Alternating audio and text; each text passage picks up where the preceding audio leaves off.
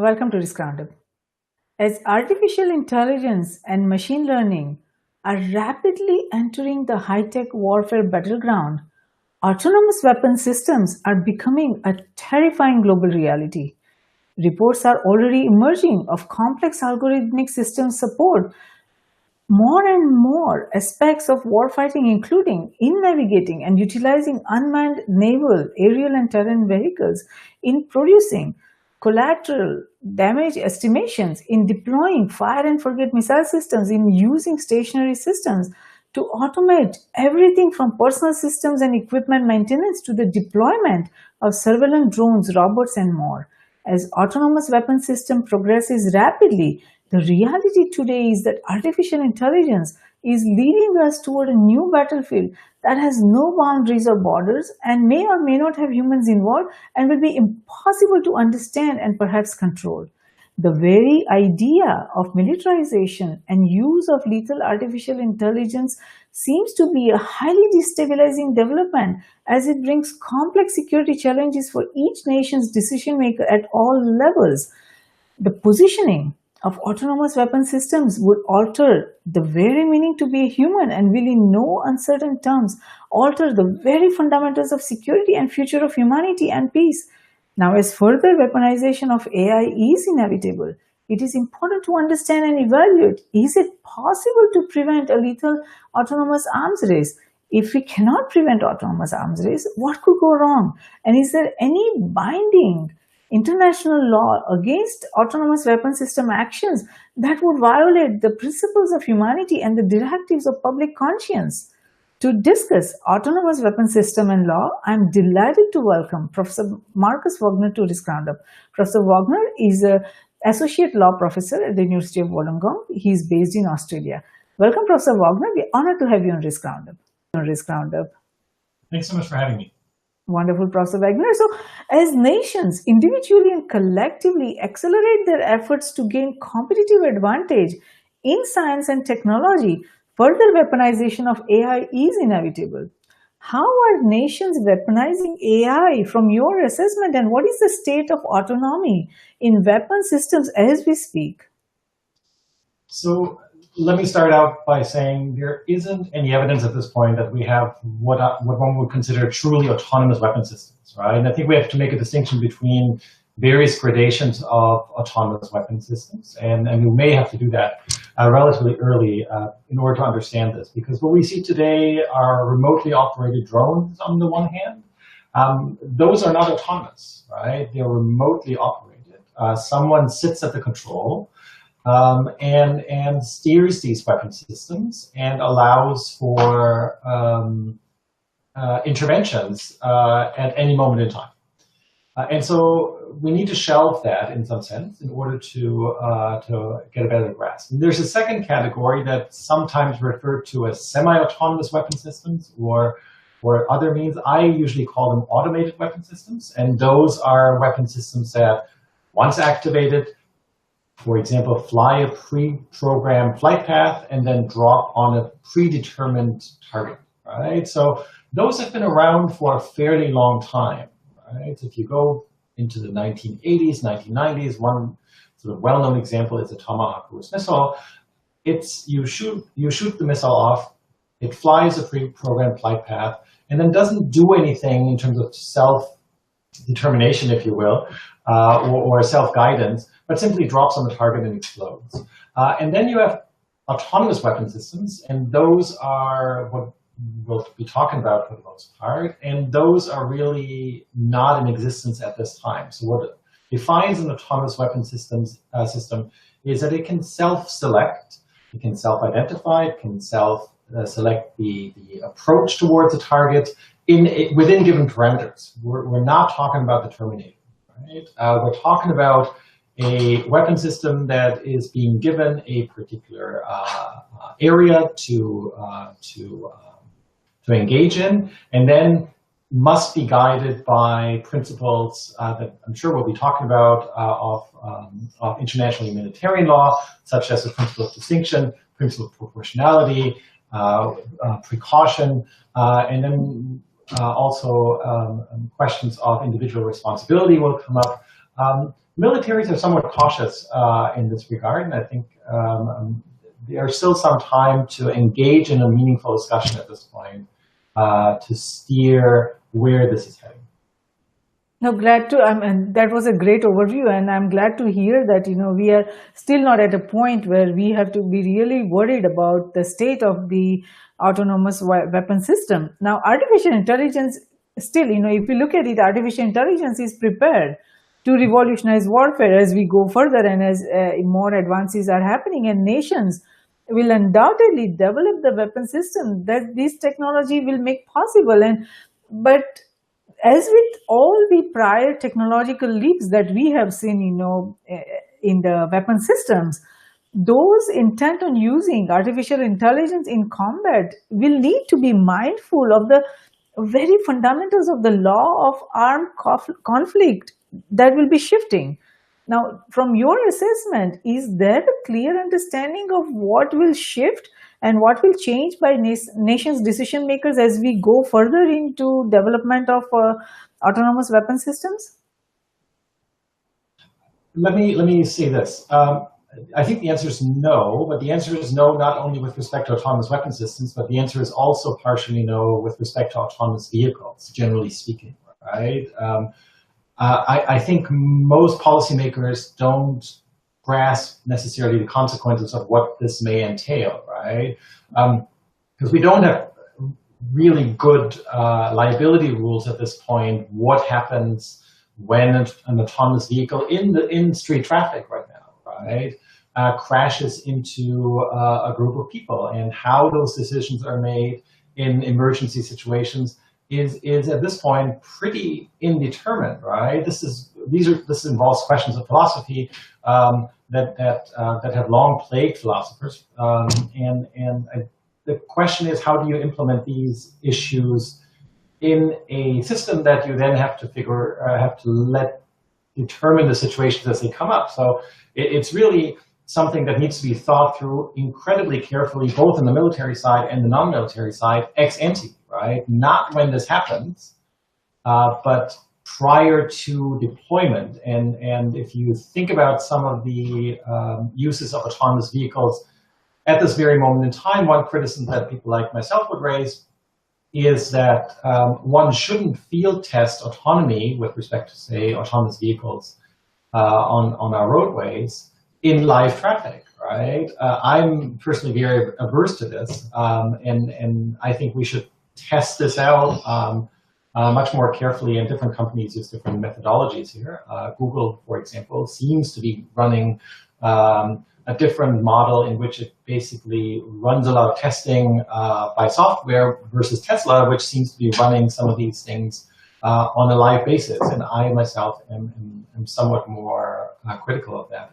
Sure. No, I hear your point on that. And you give a great example of that vehicles. And because, see, this autonomy relies on many different kinds of technology, but it's primarily software. At the core, it is a software. It's a computer code. So the feasibility of autonomy depends on the ability of the software developers to formulate any intended task in terms of problems or solutions. They could use any kind of hardware, whether it's a vehicle or whether it's a computer. It doesn't have to be a missile. So anything that has a software and that where algorithm can be used can be turned into a weapon. So that is the complex challenge that we are facing today. It's not only the tanks and missiles that we are talking about. Anything, any computer, any vehicle, any residence, anything can be turned into a weapon because of the way the advances in software and the advances in artificial intelligence are happening. So based on that kind of complexity, those complexities, where do you see the development of autonomy in weapon system taking us? Because we are no longer talking about what just military is developing, what kind of weapons they have and how they automate that. We are talking about anything that can be used as a weapon or can be turned into a weapon. Let me push back a little bit. I don't think everything can be turned into a weapon, at least not for the understanding of lawyers, right? I think that there are limits to what can be a weapon. I think there is, however, a larger space about this, right? And that space that has come up is cyberspace. I would shelve that discussion a little bit because I think the holy grail of all of this is an autonomous weapon in cyberspace. I don't think we're there yet. But we're certainly seeing cyber attacks. Those, at least from what one can tell, are not autonomous as such. But my work so far is more focused on sort of, if you will, the real world weapons, kinetic energy being deployed on particular targets. And there, I think you're right, where there is a certain inevitability, it seems, towards the development of autonomous weapon systems. And the question then really is, and this is what my work has been trying to do for the last now almost 8 years, is one needs to have an engagement with different epistemic communities in this space, right? We see military planners, you see soldiers, you see engineers, you see lawyers, and they all speak somewhat different languages, right? Everyone comes in with their own intuitions and their own way of thinking about these things, and that is somewhat unfortunate from my perspective. And one of the things that people like myself and we here at Wollongong will try to do is to come up with a language that actually everyone can sort of latch onto, right? So that we actually are talking about the same questions, because then the real task is at some point, because my own take is autonomous weapon systems from a moral perspective are problematic, but I think it will come. They will come into existence. The question then is, how do you translate the legal rules into machine code, right? Or software code. And that, I think, is a really crucial bit. So one has to then come up with a language that everyone understands, and that everyone understands what's actually going on in autonomous weapon systems, because otherwise we come up with something that I've termed a system of organized irresponsibility, where everyone points the finger at everyone else if something were to go wrong, right? And so I think that's certainly one thing to be avoided. Of course, no, I think you made a very important point that we all need to speak the same language, and that is going to be very essential as we go forward, that as we develop the guidelines, as we develop the standards, because it's not only about one nation development of autonomous weapon system. All nations will go further in the development of that, and they all need to speak the same language so that we can come up with proper standards and proper nomenclature and things like that. But the point to what I was making is earlier is that there are also a lot of developments happening where the chips will be embedded into the human brain for learning further, or for downloading more language, and many such developments are happening. So my concern is that anything would be, in theory, anything we would be able to weaponize it and we'll be able to automate it by sending in algorithms.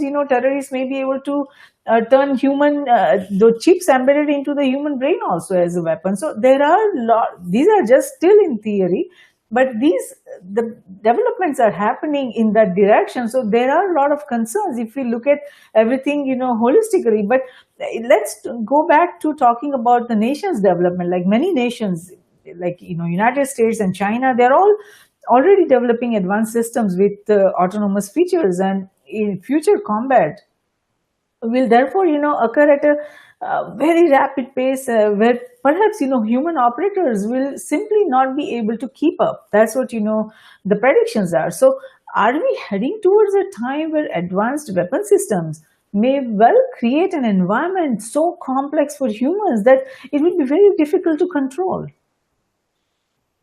So I think you're right. My own prediction is, and I think that of many others in my sort of field, is that this will be incremental, right? We won't see the armies of drones, right? I don't mean flying drones, but sort of droids marching out. We'll see, and you use a term that I quite like and have used myself, is systems with autonomous capabilities. It just isn't as short as autonomous weapon systems, right? Because you will see autonomy coming into, say, the battle space at various increments, Right? And again, I will draw the parallel with vehicular car traffic. We already see that, right? We see lane assist. We see all sorts of systems that are now assisting us. They're not particularly smart. If the paint isn't painted correctly, then the systems all of a sudden fail to recognize whether there's an actual lane there, and they would steer you somewhere else, or not steer at all. But the way forward will be incremental, and we will see systems with autonomous capability sort of creeping in. And then the question is, how do you assign responsibility? So one of these issues is, how do you assign responsibility for the actions of an autonomous system? And that can become really, really tricky, and may have consequences that some of the people who are working in this space may not realize. One of the discussions I've had and something I've voiced for a few years now, is that programmers can all of a sudden become combatants. Yes. Right? So Silicon Valley, if you will, or any other place around the world in which and I would say only if there's a continuous feedback loop that goes into legal technicalities, but if there's a continuous feedback loop where the systems are being monitored and enhanced basically on the go, then one could make the argument that all of a sudden programmers who otherwise would not be considered to be combatants would all of a sudden become legitimate targets, right? And I think that hasn't occurred to some of the policymakers or the engineers, that all of a sudden they may become legitimate targets under the law of armed conflict or international nuclear law. Yes, I mean, these are very complex challenges, and in addition, the computing capabilities of not only the recent but the future autonomous weapon system will be exponentially faster and so much powerful than what we are used to seeing now.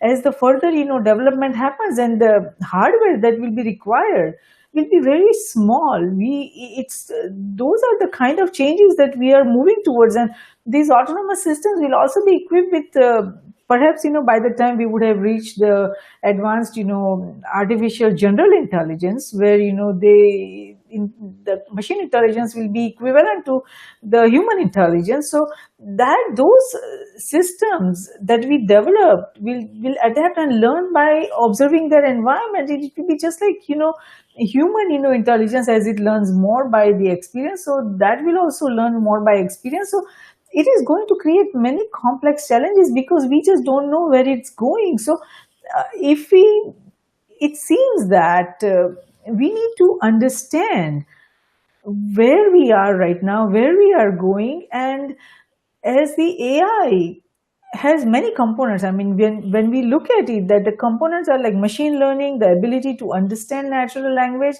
and the ability to interact with human beings in a human-like manner, as that interactions also develop and as the more advances happen. So it seems almost like biologically inspired neural network algorithms will be applied for warfare analysis. So when an autonomous system kills, so now the questions that are coming are more for, from a legal perspective, that when an autonomous system kills, who is going to be responsible for the killing, whether that killing is justified or not?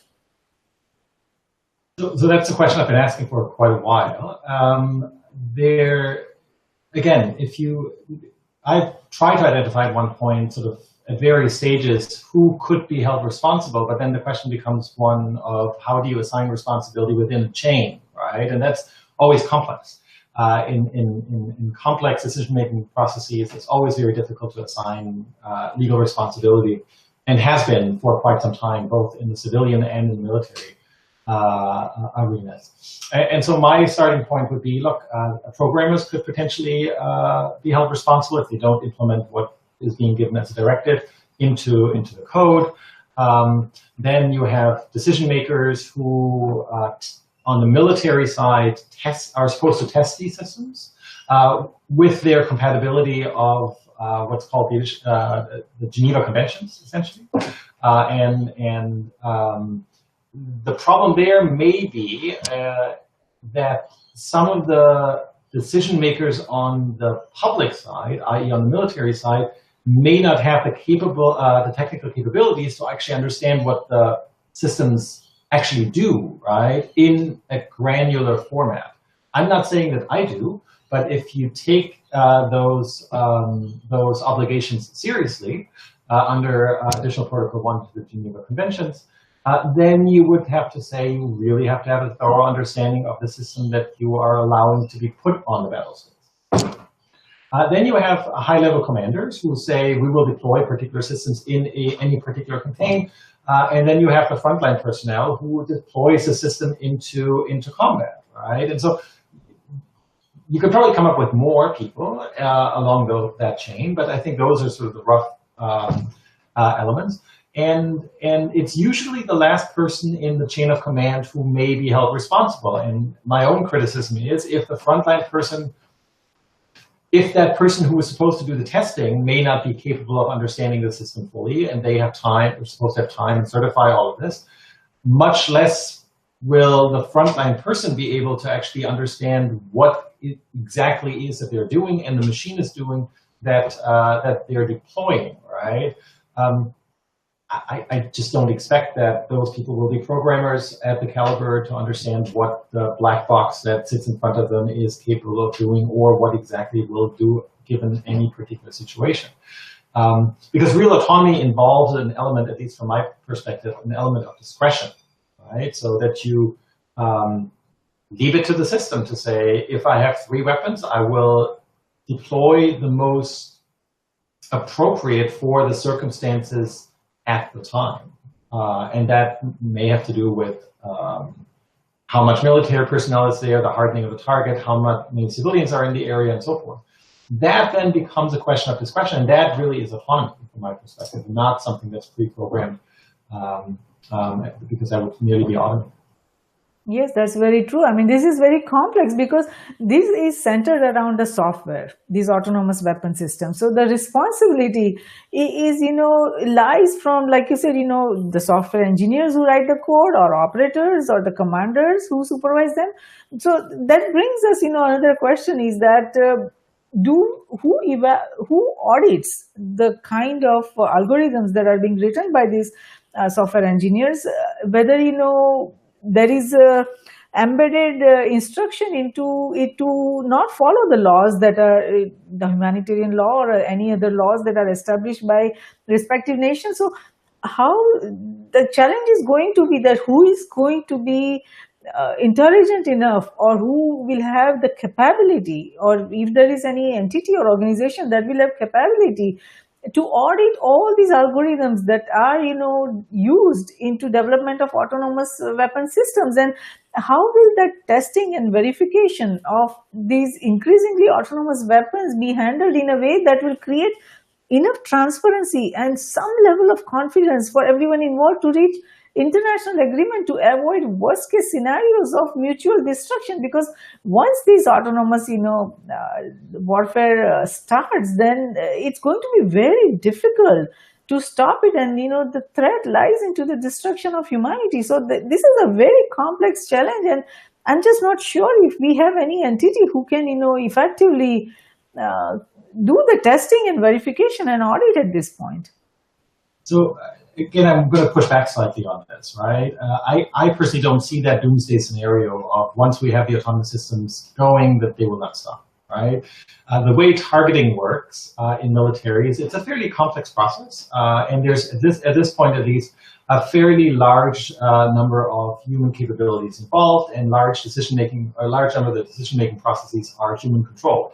The utility of an autonomous weapon system is that once you say this is the appropriate system for this particular targeting campaign, then you don't have to have that level of human involvement and endangerment of your own soldiers to do this. So I'm not talking as much about sort of the armies of droids that start marching and so forth and do their own thing, because I think that's futuristic and very far off in the future.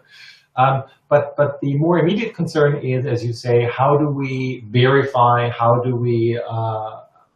we able to monitor? My own take is that we won't, right? Won't be able to, because this is national security. This is a sensitive area for all governments. The problem already prior to autonomous weapon systems is that this particular provision that I've been talking about, which is Article 36 of the Additional Protocol 1, of the Geneva Conventions. I know it's a mouthful, but this is the lawyerly language that we speak. Requires governments to certify that these particular weapon systems are compatible with the rules in Additional Protocol 1, for example, or other agreements. The problem is that already at this point, Article 36 and historically has been, I wouldn't say a toothless tiger, but it's always been in the discretion of the governments to say, we think this is compatible. And for the most part, that's been true. Right?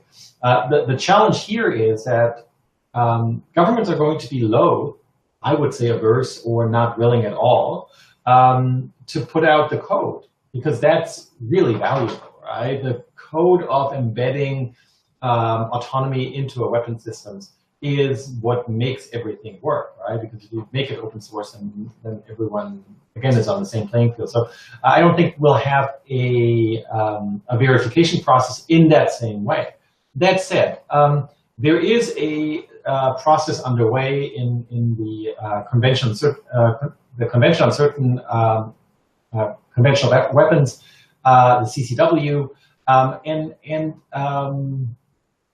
and that process centers around the question of what's considered meaningful human control, right? I'm personally fairly critical of this term because it can mean everything and nothing, right? What's meaningful to some is not meaningful to others. There is a fairly robust debate over whether one should have autonomous weapon systems at all, and there you see everything from a complete ban to moratorium to a let a thousand flowers bloom approach, right? And the majority of countries seems to be heading towards or preferring a non-development of autonomous weapon systems, but the problem is that the same technology that you use for autonomous weapon systems is really useful in other areas, right, such as autonomous vehicles on the roadways, because at least some of the software that one develops for one could be used in the other, right? And so it's not at all clear to me that we will get a ban. And that, make no mistake, there may really be good reasons to deploy autonomous weapon systems at for certain issues. I'm fairly critical because I don't think autonomous weapon systems are, at least at this point, capable of abiding by what's called the principle of proportionality. But I'm at least open to say that they may, at some point, be able to do that. I'm fairly skeptical, but at least one needs to be open towards the possibility that this may happen. But there is this fairly robust debate and annual meetings in Geneva about this very issue. So it's not a space that's not being debated internationally. The CCW wouldn't be going into countries to try to verify the compatibility of any weapon systems with, say, Article 36. It's simply not in its mandate. Because international law is, for better or worse, based on consent, right? Countries have to consent towards particular rules. I think it would be a very smart rule to have a strong sort of element of meaningful human control so that we know exactly who's responsible for whatever action an autonomous weapon system takes. I'm just very skeptical of myself that this is actually, that we're capable of designing systems in a way that can do that, right? I speak to engineers every now and again, and some of them swear that they can do this. I'm not convinced yet. And then, again, this is part of the debate between speaking the same language between, say, engineers and lawyers. Sure. Sure. I mean, this is not only about what we have right now, the capability, but what capability we could develop. So we have to, evaluate all different kinds of scenarios. So from your assessment, you think that the existing laws are effective, or do you think we need new sets of laws and legal framework? And if we do need new sets of laws and legal framework, how do we develop these, new international law to prevent the autonomous weapon system armed proliferation that could be a threat to the humanity? That's a very good question. I have struggled with that particular issue, right? So some of my colleagues say we need a completely new set of rules. I tend to be on the side that the existing rules are pretty good at what they are, even though some people don't like them, because safe proportionality really creates an issue in programming proportionality, because from my perspective at least, simplistic as that may be, it's a qualitative exercise to determine, and now I'm getting slightly into the weeds, forgive me for this, but under the original Protocol 1, you need to, any attack needs to be proportionate. It's not exactly the wording, must not be excessive, right? So the civilian damage must not be excessive with respect to the anticipated direct military advantage. That is a qualitative exercise. You can't easily program that, right? That's a value judgment oftentimes. Whether something is a tank or a school bus, that's called the principle of distinction, or there the principle of distinction applies rather, that I think at some point we'll be able to do, and do fairly well. There are still going to be gray areas in which this is not possible, right? Someone carrying a weapon doesn't necessarily mean that that person is a combatant in a very, in certain parts of the world, people carry weapons for self-protection, for hunting, for whatever. Doesn't necessarily mean that person is a target. But whether something's a tank or something is a school bus, I think at some point we'll be able to do this. Yes, very true. But whether and at what point, and this is the tricky part, right? At what point do you tip over from saying the military value of this particular target is so high that I'm allowed to kill more people, and you have to accept that that's what we do in armed conflict / war, that we're allowed to kill a certain number of people. And engineers often ask me, well, you have to give me a value for human life. And I say, I can't give you a predetermined value for every human life because this is context dependent, right? If there are 5 bridges across a particular river section, the particular value of any particular bridge isn't very high. But if there's only one left, right, that is an incredibly high military value potentially. And then all of a sudden everything changes, right? It's a dynamic situation in which you have at least 2 variables, and both are susceptible to change. The direct military advantage and the potential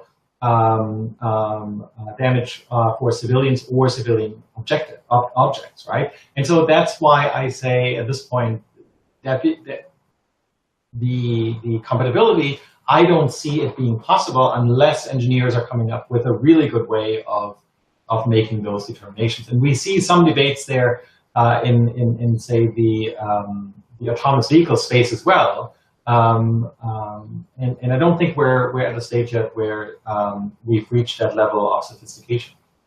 So from that perspective, perhaps, but then that also brings another question: is that if let's say the autonomous warfare system develops in the worst possible way that we are all worried about, that it should, or concerned that it should not go that path, then why not we put some legal controls at this point, saying that if there is an autonomous warfare happening, then that should be between only the machines, and then we should put some sort of code in the algorithms that would specifically prohibit killing any individual human being. That humans should never be a target of autonomous warfare. And then if there is autonomous warfare happening, let that be just between different machines or different weapons. That could prevent a lot of concerns that we all are having at this point, that it could impact humanity.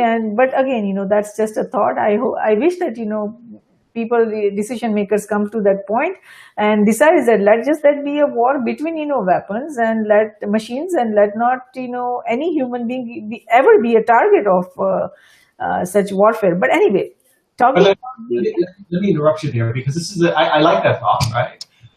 But that, I think that presupposes that we have a fairly static / clean environment, right, in which you can identify that the other side uses an autonomous systems as well.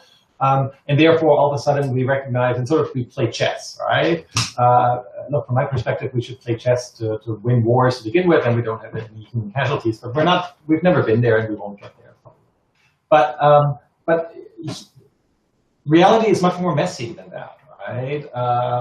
And you've seen this again. I keep drawing analogies to autonomous vehicles, but I actually quite like that because for most people, that's much more concrete. When I forget when this was, I think it was in March of this year when a woman was hit by an autonomous system. I think it was in the Western United States somewhere and died. And I think she was pushing a bicycle or riding a bicycle. And then people said, "Oh, she shouldn't have done this. She should only have done this at a crosswalk." Right? To which I respond, I'm a cyclist myself, and I'm a pedestrian, and everyone is a pedestrian. But if you look at the design of some of the roadways, there are no crosswalks for miles, right? And so some of the Silicon Valley funders then said, well, we should design, people should not interfere with the design of the system, right? And to my mind, that's backwards. You need to design the system for reality as it is and not design the system for the reality that you want to have, right? So that we all of a sudden only use crosswalks. No one does that, right? Except for maybe a few parts of the world where there's plenty of crosswalks or the penalties are so draconian. But I lived in the United States, and in certain parts of the United States and elsewhere around the world, there are no crosswalks for miles. And so why should this person not be able to cross? Should there be lights, and should there be other identifying signals? Sure. But the whole point is reality is messy. And from my perspective, the systems need to conform to reality and we shouldn't design reality to conform to the systems, right? So because in the civilian space, that would basically mean that we don't have pedestrians and we don't have cyclists because they're pesky, right? And I myself am too much of a cyclist to sort of wish for that, but that's a different point. I hope that there is an echo. I hope that what is going on? I hope that we are able to come up with consensus that we should never, human beings are never a target, and then the autonomous warfare has to be just between machines. But in reality, we also know that how difficult it will be to come to those kind of agreement, and that's the reason we need to discuss the international humanitarian law. That are the current rules of international humanitarian law defined specifically for autonomous weapon systems, and who is responsible for, and if not, then who is responsible for ensuring that any autonomous weapon system must be capable of being used and must be used in accordance with international humanitarian law. So I don't think I answered your question beforehand, so thanks for asking that question again. Like I said, my own take is that the current rules are adequate, but some people don't like that answer because under the current rules as they stand, they may not be permissible because they don't adhere or aren't capable of adhering to some of the standards that I mentioned, and that if you want, I can go into greater detail. So international law is this funny sort of material or area in which you just have to accept that states are, well, at least to a certain extent, that states are the masters of the rules that they want to live by, right? So unlike in domestic situations, states can determine to a degree that they want to abide by certain rules or they do not want to abide by certain rules, right? And this is the discussion in the CCW that happens at the moment, where you see some states saying we don't need to change anything, whereas other states will argue we need new rules or we need to apply the existing rules such that the systems with autonomous capabilities would not be permissible at least as things stand at this particular moment in time, right? Like I said, my own take is that we don't need new rules. The existing weapon systems in development need to conform to what we have because I think they work fairly well. but there are other people out there who say we need an entirely new set of rules for autonomous systems. My own criticism of that is that that will have a pushback effect or an effect on the existing rules of armed conflict that we already have, and that may weaken the protections for civilians further. I myself don't see a world in which civilians are, and I'd say this unfortunately, I don't see a world, unfortunately, in which civilians will not be, not the targets, but will not be what's generally called collateral damage in targeting, right? Because we don't live in a Napoleonic world, and even then it wasn't as clear cut, where you could easily distinguish between combatants and non-combatants. That was on the battlefields of yesterday, of centuries past. But we live in space in an area where you have the battle space is much more complicated. It's it's urban warfare, and that really is the trick, I think, for the future, to make autonomous systems capable of that, right? To be able to engage in urban warfare, which is a much more complicated space than anything else, because yes, as you can imagine, radar installation in the desert is relatively simple. Yes, yes. Putting that very same target, or putting an individual or individuals or combatants in a convoluted urban space, for example, that's much more tricky with respect to the principle of distinction, proportionality, precautions, and everything. Yes, very true. Now, how will we ensure compliance with international humanitarian law? And I mean, will there be any limits that we have to specify that would be needed on autonomy in weapon system to ensure the compliance with the international humanitarian law? So look, from my perspective, it should be the same standards as we have at the moment, right? And the problem is that the standards are somewhat fluid. If you look at proportionality, there's a relatively wide latitude. And in warfare overall, it's not the perfect hindsight determination that we sometimes have, but it's for the commanding officer or for the soldier at that particular moment in time. That's the position, right? With all the information that they have or should have to make that determination, but from an ex-ante perspective, not from a hindsight 2020, potentially 2020 perspective. So from my perspective, like I said, I would retain the existing rules with modifications potentially with respect to the accountability part, not with respect to distinction or proportionality. I think those need to remain in place if we want to ensure even a semblance, and I say semblance, of humane warfare. Because even today, you can have contraventions of humanitarian law with human beings. Human beings aren't perfect. But the one thing human beings are, they're susceptible to punishment. Whereas a machine is not susceptible to punishment because there's no agency. I know some of my colleagues are very adamant in saying that there will be agency. I just don't see that, right? I keep pushing that question at that time is, how do you punish that particular machine, quote unquote, right? Because the only thing that you could do is to shut it off, but the code is going to be embedded in so many other different systems that you would have to shut the code off, and that's far too valuable. So that's not going to happen, right? So we have to go back to humans.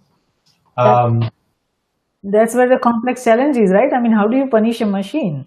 Because my perspective is don't. You can't. You can't. Because the machine is not punishable, right? You need agency, human agency for punishment. What would be the punishment? The punishment would be to shut the machine off, but the machine doesn't care. And if you shut that machine off, you would theoretically have to shut every other machine off, because the same software code is embedded in every other, at least with respect to distinction proportionality, one would assume in one military the same rules apply or are embedded in these different systems. So to me, that doesn't work, right? So the punishment needs to be towards human beings. You need to have, this is why the CCW talks about meaningful human control. the U.S. Department of Defense uses a slightly different terminology, but basically means the same thing. And again, I think the question is, how do you assign responsibility towards humans?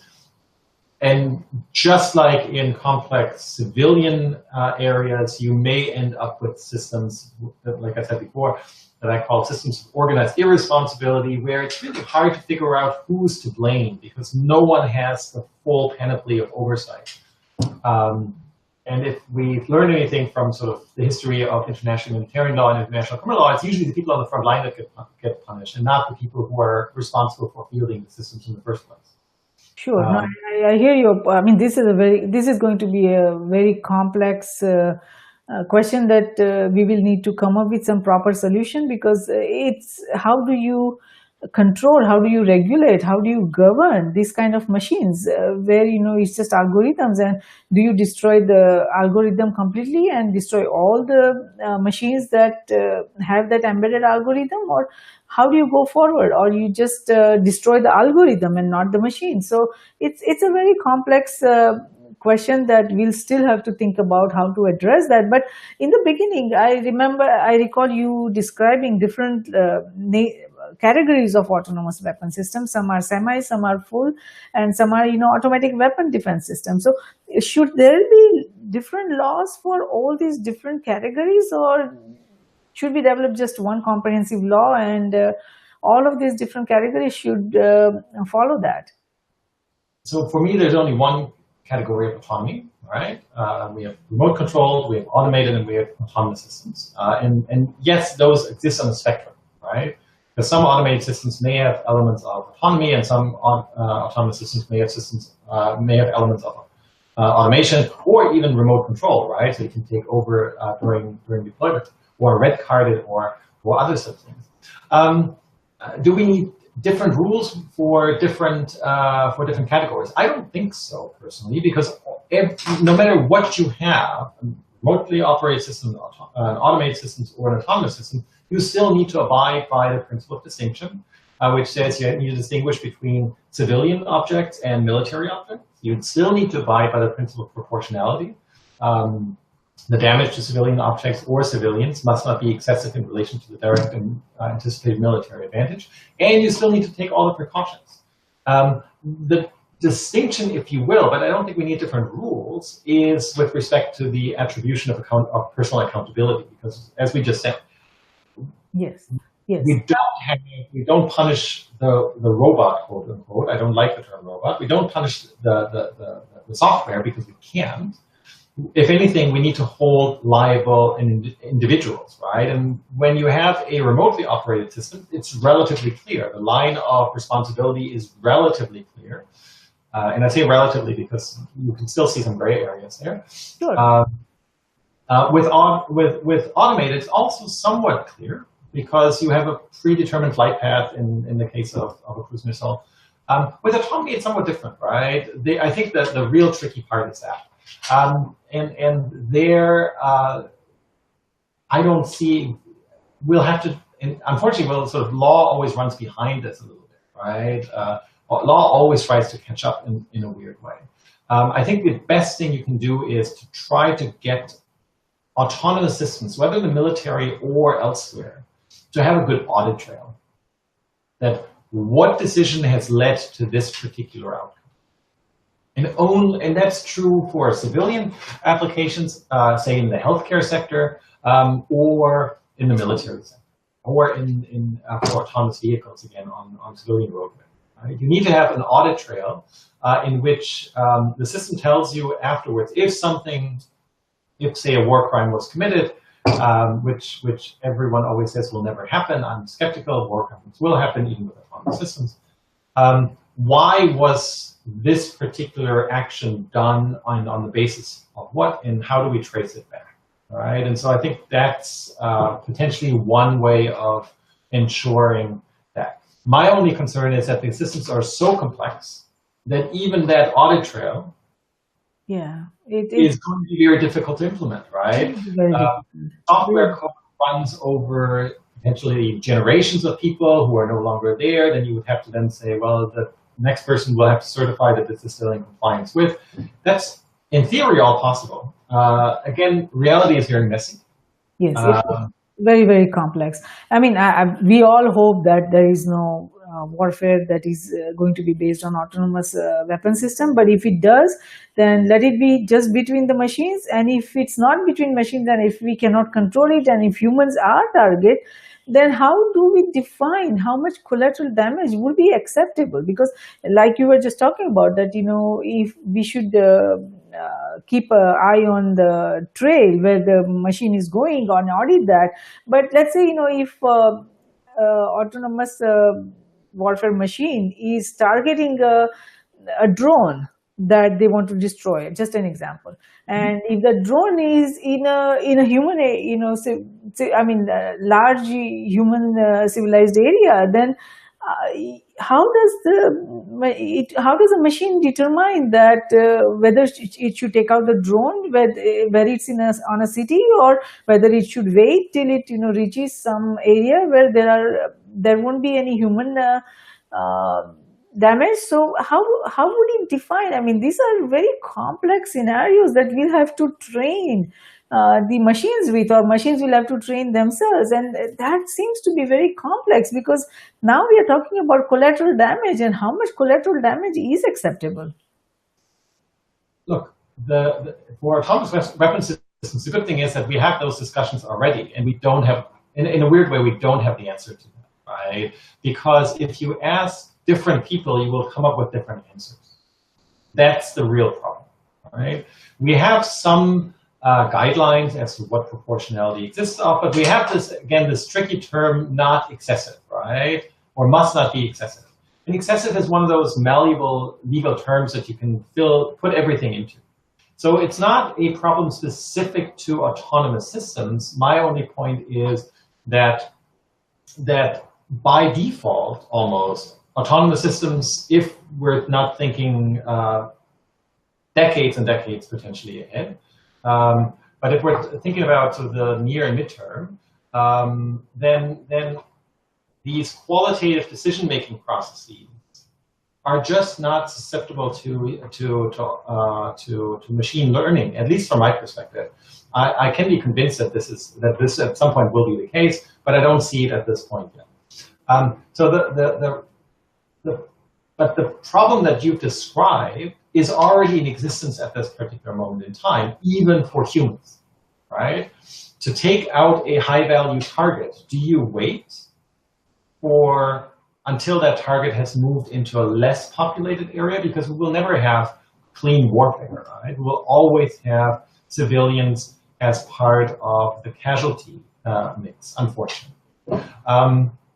The question becomes, how robust do you want the principle of proportionality to be in international armed conflict or non-international armed conflict? It's accepted that you will have some level of collateral damage, as you would say, and it just must not be excessive, right? With respect to the anticipated military advantage, direct military advantage that you have at this particular moment in time. Again, these are two things that are already difficult now. My own take is that I just have trouble understanding how you develop a system in which you deal with this in an ex-ante fashion, right? Because you would have to assign a value, and not a static value, but a dynamic value to every object around, right? And not only objects, but also civilian individuals, of course, right? And that goes into sort of philosophical questions between utilitarians and Kantians that we probably don't want to go into. But that's partially at the core of this debate, right? Some people will be loath, and I think rightly so, to ever assign a value to human life, whereas in some legal systems that's done on a fairly regular basis in the administrative decision-making processes, right? Human safety and so forth. Yes, I think the question we all individually and collectively need to answer is, what comes first, technology or values? I mean, should we allow technology to uh, drive our agenda or drive our values, or should our values drive our technologies, the development of technology? So I think that is at the heart of the discussion, should be at the heart of the discussion, because otherwise, if we don't keep values at the center of what we are doing, what kind of technologies we are developing, and what kind of advances we want as a human society, then we are going to face many, many complex challenges coming our way. Having said that, what would you like to tell our global viewers and listeners? Look, I think the last thing you said was something that I would have mentioned, actually, right? The sort of perennial debate between what comes first. Do we let the technology drive the process or not? As someone who's been working in the space for quite some time, I would prefer that we at least have a robust debate, not about what's technologically possible, because that seems to be the mindset for some people, that just simply says, I have a problem and I want to solve that problem.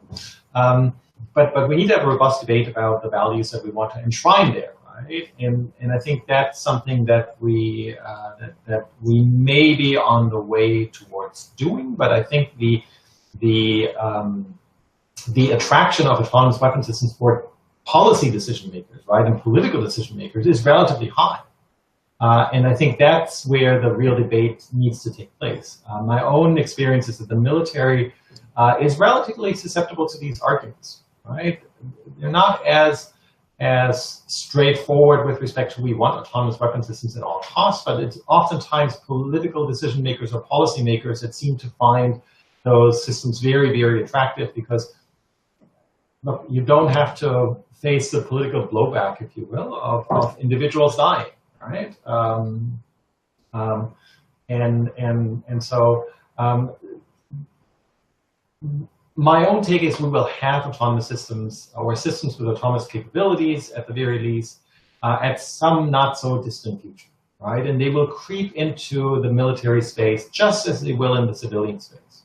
And I think we need to have a much more robust debate over the rules, the primary rules of how to govern these things, but also, and this is the crucial bit, of how do we assign responsibility, right? That we don't end up with a system of organized irresponsibility, but rather we can assign responsibility, maybe not 100% of the time, but at least at a very, very high fraction or a very large number of the situations overall. Very true. No, that's excellent point. So thank you so much, Professor Wagner, for participating in Risk Roundup today. We appreciate your thoughtful insight on the complex autonomous weapon systems that are coming our way, and what role the law will have to play, or will play, in not only today but in the coming tomorrow also. And our global viewers and listeners will benefit tremendously from the information you provided today. So even if a single decision maker is able to understand complex security risk emerging from autonomous weapon systems, or effectively manage the legal implications after listening to this discussion, this Risk Roundup dialogue has been of service, and we thank you for that. Thank you. Wonderful. So Risk Roundup, a global initiative launched by Risk Group, is a security risk reporting for risk emerging from existing and emerging technologies, technology convergence and transformation happening across cyberspace, geospace, and space. We at Risk Group believe that risk management, security, and peace, they walk together hand in hand. Though security is related to management of threats and peace to the management of conflict, risk management is related to management of security vulnerabilities as well as management of conflict. And it is not possible to conceive any one of the three without the existence of the other two. All three concepts fit into each other. We believe that the security we build for ourselves is precarious and uncertain until it is secure for everyone across nations. Tradition becomes our security. So if we build a culture of managing risk effectively, it will lead us to security, and security will lead us to peace. Let's manage the existing and emerging risks together. For more information on the Risk Roundups, to watch the Risk Roundup webcast or hear the Risk Roundup podcast, please go to riskgroupllc.com, and do not forget to subscribe and share. Until next time, I'm Jayashree, host of Risk Roundup, signing off. See you next time. Thank you.